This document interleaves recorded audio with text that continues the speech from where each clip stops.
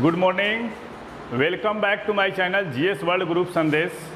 आज हम लोग करंट अफेयर से कुछ महत्वपूर्ण प्रश्नों की व्याख्या करेंगे जो राष्ट्रीय और अंतर्राष्ट्रीय घटनाक्रम के हैं। नाबार्ड ने 12 जुलाई को अपना कौन सा स्थापना दिवस मनाया? 42वां स्थापना दिवस। नाबार्ड ने कौन सा स्थापना दिवस मनाया? 42वां स्थापना दिवस। नाबार्ड का पूर्ण रूप क्या होता है? National bank for agriculture and rural development होता है इसका पूर्ण रूप। राष्ट्रीय कृषि और ग्रामीण विकास बैंक स्थापना कब हुआ था? 12 जुलाई 1982 को हुआ था। और किसके सिफारिश पर? तो शिवरामन समिति। कौन सी समिति? शिवरामन समिति की सिफारिश पर की गई थी। और किस पंचवर्षीय योजना में की गई थी? छठी पंचवर्षीय योजना के तहत इसकी स्थापना की गई थी। किस पंचवर्षीय योजना में? तो छठी पंचवर्षीय योजना में इसकी स्थापना की गई थी। इसका मुख्यालय कहाँ है? मुंबई में है। और नाबार्ड के वर्तमान अध्यक्ष कौन है? श्री साजी के भी हैं। कितना क्वेश्चन निकला? नाबार्ड ने 12 जुलाई को कौन सा स्थापना दिवस मनाया? 42वां स्थापना दिवस। पूर्ण रूप क्या होता है? National bank for agriculture and rural development होता है। स्थापना कब हुआ? 12 जुलाई 1982 को। किस समिति की सिफारिश पर? तो शिवरामन समिति की सिफारिश पर। किस पंचवर्षीय योजना में? छठी पंचवर्षीय योजना में। मुख्यालय कहाँ है? मुंबई। और वर्तमान अध्यक्ष कौन है? श्री साजी के भी हैं। सी नारायण रेड्डी राष्ट्रीय साहित्य पुरस्कार 2023 किसको दिया जाएगा? तो जावेद अख्तर को दिया जाएगा। और वर्ष 2022 में यह पुरस्कार प्रख्यात उड़िया लेखक डॉक्टर प्रतिभा रे को प्रदान किया गया था। कब? किसको? डॉक्टर प्रतिभा रे को। और पुरस्कारों की श्रृंखला है तो देख लेते हैं। तो राजा राममोहन राय पुरस्कार, राजा राममोहन राय पुरस्कार 2023 किसको दिया गया? 2023 में ए बी के प्रसाद को दिया गया है। ए बी के प्रसाद को दिया गया है। आगे देखते हैं।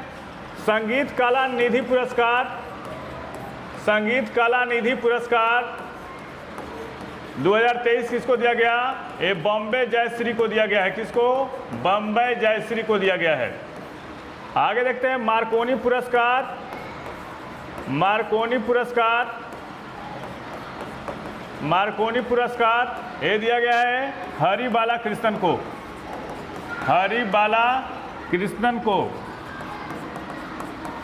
और लोकमान्य तिलक पुरस्कार किसको दिया जाना है? कल के सेशन में पढ़ाए थे। लोकमान्य तिलक पुरस्कार, लोकमान्य तिलक पुरस्कार ये किसको दिया जाएगा? ये नरेंद्र मोदी को दिया जाएगा। किसको? नरेंद्र मोदी को। एबेल पुरस्कार 2023 किसको दिया जाएगा? एबेल पुरस्कार जो गणित के क्षेत्र में दिया जाता है, एबेल पुरस्कार ये दिया जाएगा किसको? लुइस कैफेर्ली को, लुइस कैफेर्ली। आगे देखते हैं। प्रिजर पुरस्कार किसको दिया जाएगा?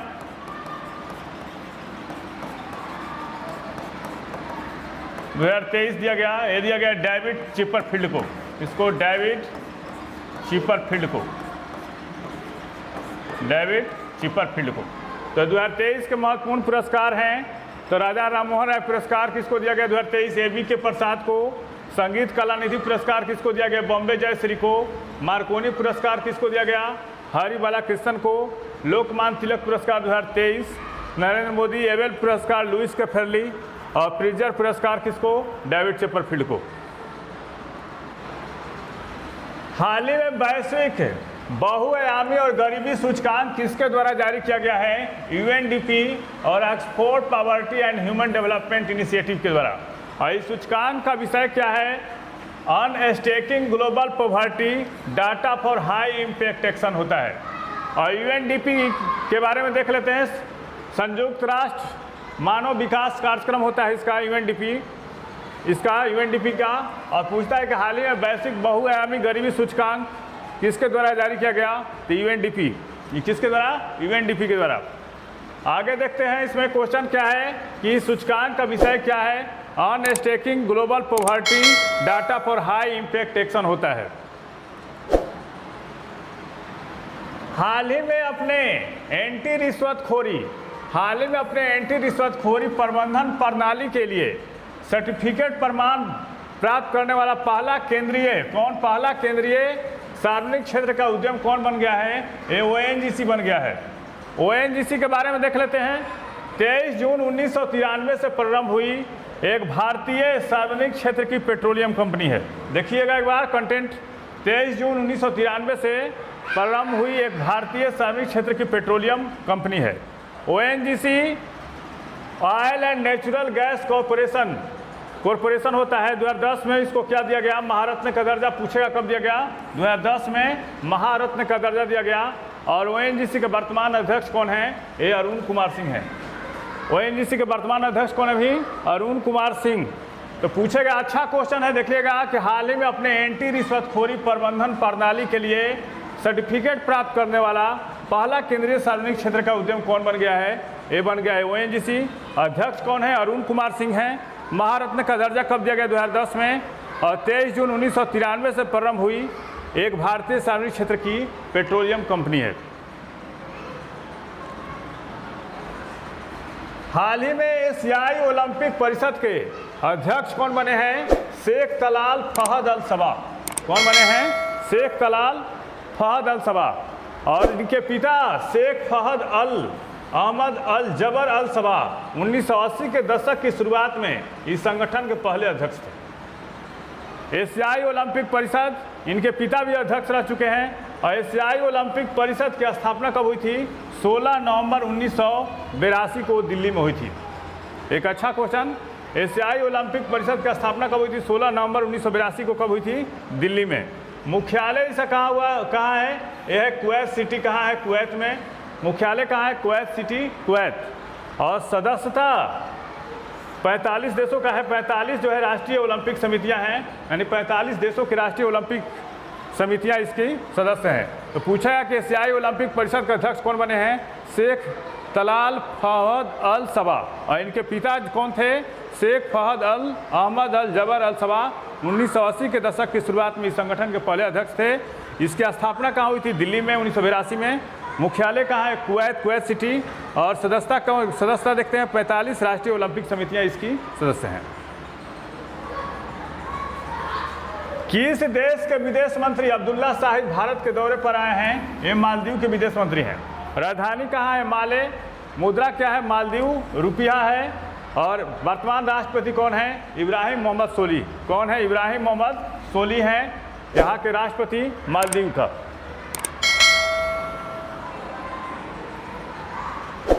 मिस नीदरलैंड 2023 जीतने वाली पहली ट्रांसजेंडर महिला कौन बन गई है? रिकी वैलेरी कोले। पूछेगा क्वेश्चन कि मिस नीदरलैंड 2023 जीतने वाली पहली ट्रांसजेंडर महिला कौन बन गई है? रिकी वैलेरी कोले बनी है। कौन? रिकी वैलेरी कोले बनी है। SBI कार्ड के MD और CEO किसे नियुक्त किया गया है? अभिजीत चक्रवर्ती को। किसको? अब नियुक्ति से संबंधित क्वेश्चन है तो देख लेते हैं। रा के चीफ कौन बने? अभी रा के चीफ ए बने हैं कौन? रवि सिन्हा। कौन? रवि सिन्हा बने हैं। SSB के महानिदेशक कौन बनी है? SSB के महानिदेशक ए कौन? रश्मि शुक्ला। 9 नियुक्तियां हैं। रश्मि शुक्ला। UPSC का अध्यक्ष मनोज सोनी। UPSC का अध्यक्ष कौन? मनोज सोनी। नीति आयोग के CEO कौन? नीति आयोग के CEO ए कौन? BVR सुब्रमण्यम। कौन? BVR सुब्रमण्यम।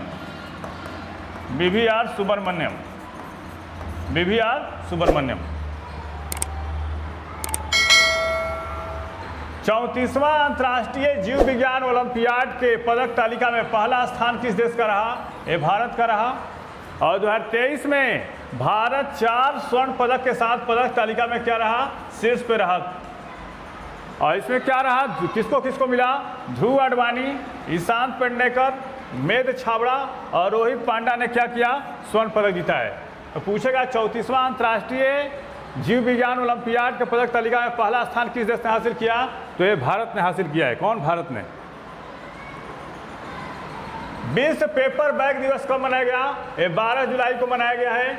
1 जुलाई को कौन सा? 1 जुलाई को डॉक्टर्स दिवस। और 1 जुलाई को कौन आना सा दिवस? चार्टर्ड अकाउंटेंट दिवस। कौन? चार्टर्ड अकाउंटेंट दिवस। चार्टर्ड अकाउंटेंट दिवस। आगे देखते हैं। 2 जुलाई को विश्व खेल पत्रकार दिवस। विश्व खेल पत्रकार दिवस। विश्व खेल पत्रकार दिवस। आगे देखते हैं। 6 जुलाई को विश्व जूनोसिस दिवस। विश्व जूनोसिस दिवस। विश्व जूनोसिस दिवस। 11 जुलाई को विश्व जनसंख्या दिवस। विश्व जनसंख्या दिवस मनाया गया। 11 जुलाई को कौन सा? विश्व जनसंख्या दिवस। महिलाओं के विरुद्ध अपराध के मामले के निपटारे में शीर्ष पर कौन सा राज्य केंद्र शासित प्रदेश रहा? दादर नागर हवेली और दमन और दीव। दूसरे स्थान पर कौन रहा? उत्तर प्रदेश। तीसरा स्थान पर कौन? पांडिचेरी। और महिलाओं के खिलाफ अपराध के मामले में को सुलझाने में बिहार का प्रदर्शन 18.5% के साथ सबसे खराब रहा। सबसे खराब स्थिति किसका रहा? बिहार का। और सबसे टॉप पे रहा दादर नागर हवेली और दमन और दीव। दूसरा स्थान उत्तर प्रदेश और तीसरा स्थान पांडिचेरी का रहा। प्रधानमंत्री नरेंद्र मोदी 13 से 15 जुलाई 2023 के बीच किन देशों के आधिकारिक यात्रा पर जाएंगे? फ्रांस और यूएई। फ्रांस और यूएई। फ्रांस के राष्ट्रपति इमैनुअल मैक्रों। अभी राष्ट्रपति कौन है? वहाँ पे बेस्टाइल डे परेड चलेगा। बेस्टाइल क्या कहता है वहाँ पे? जो बेस्टाइल दुर्ग को तोड़ा गया था 14 जुलाई 1789 ईस्वी को, तो वहाँ पर परेड का आयोजन किया जाता है। तो 14 जुलाई को फ्रांस के बेस्टाइल डे परेड में बतौर मुख्य अतिथि नरेंद्र मोदी शामिल होंगे। और 15 जुलाई को यूएई के राष्ट्रपति शेख मोहम्मद बिन जायद अल नहयान से मुलाकात करेंगे। तो 2 देशों की यात्रा पर जाएंगे और वहाँ पर नौसेना के लिए 26 राफेल विमानों का समझौता होने वाला है। जो हिंद महासागर में चीन की आक्रामक रवैया अपनाए हुए है उसको काउंटर करने के लिए राफेल विमान आएंगे और आईएनएस विक्रांत पे तैनात होंगे। तो 14 जुलाई को इमैनुअल यानी फ्रांस के राष्ट्रपति इमैनुअल मैक्रों के निमंत्रण पर कहाँ जाएंगे? फ्रांस की बेस्टिल डे परेड में। इससे पहले गए थे मनमोहन सिंह, वहाँ पे बतौर मुख्य अतिथि थे। और भारत और जो फ्रांस का संबंध है एक सदाबहार मित्र रहा है। 1998 में जब सारे देशों ने परमाणु परीक्षण के बाद प्रतिबंध लगा दिया था, यहाँ तक कि अपने जो सदाबहार मित्र रहा रूस ने भी लगा दिया था, तो फ्रांस इकलौता देश था जो भारत के साथ खड़ा था। उस समय फ्रांस के तत्कालीन राष्ट्रपति थे जैक सिराक और भारत के प्रधानमंत्री वाजपेयी थे। तो यूएई के राष्ट्रपति शेख मोहम्मद बिन जायद अल नहयान से भी मुलाकात करेंगे और इन दोनों देशों की आधिकारिक यात्रा होगी। किसी आईआईटी कैंपस की पहली महिला डायरेक्टर कौन बनेगी? प्रीति अघलायाम। कौन? प्रीति अघलायाम। और आईआईटी मद्रास के देखरेख में जांजिबार तंजानिया, मैंने पढ़ाया था पिछले सेशन में, तंजानिया में बन रहे कैंपस का डायरेक्टर प्रीति कौन होगी? प्रीति अघलायाम होंगी। और अभी भारतीय विदेश मंत्री किस देश के दौरे पर गए थे? तो गए थे कहाँ पे? तंजानिया के दौरे पर गए थे। वहाँ के राष्ट्रपति सुलू हसन से मुलाकात भी किए और वहाँ पर विवेकानंद के स्टैचू भी लगाई गई थी। तो आईआईटी मद्रास अपना परिसर कहाँ खोलने जा रहा है? ये तंजानिया में। उसकी डायरेक्टर कौन होंगी? प्रीति अघलायाम होंगी।